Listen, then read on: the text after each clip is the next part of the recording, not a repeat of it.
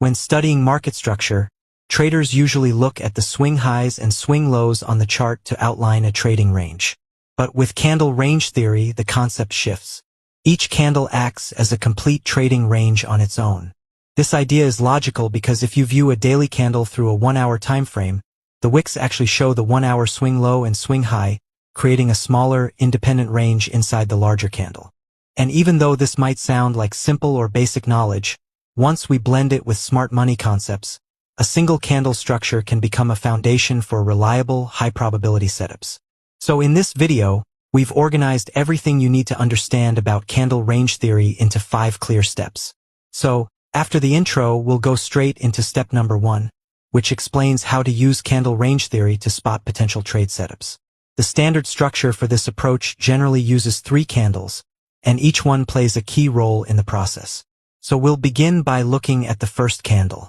Here we can see a bullish daily candle, and when we move into lower time frames, we get a more detailed picture of all the price movements inside that candle.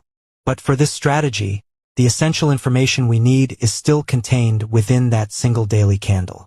That's because the daily candle already shows the key details: the open, the close, and the highest and lowest prices of the day, shown through its wicks. In candle range theory, the idea is that both the upper wick and lower wick represent their own pockets of liquidity, which future candles are likely to target. And this makes sense when you look at nearly any chart. Most candles tend to reach for either the previous candle's high or its low. So with candle range theory, the first candle basically sets the range that we'll be focusing on when looking for a potential trade.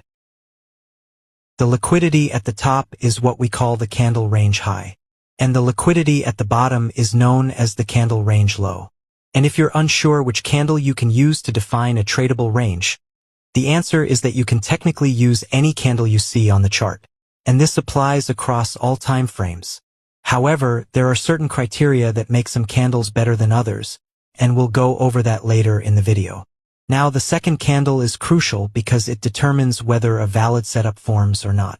This is because the core idea of CRT is that if price reaches above the candle range high but cannot close above it, there is a strong chance that price will then target the candle range low next. To show what this looks like in the chart, we want the second candle to push above the first candle's range high, then pull back and close back inside the range. This liquidity sweep is essential. If the second candle were to close above the range high, the CRT setup becomes invalid, since the market would more likely continue upward instead of aiming for the range low. So if the second candle meets the requirements, then we shift our attention to the third candle, where we look for an entry signal to go short, targeting the candle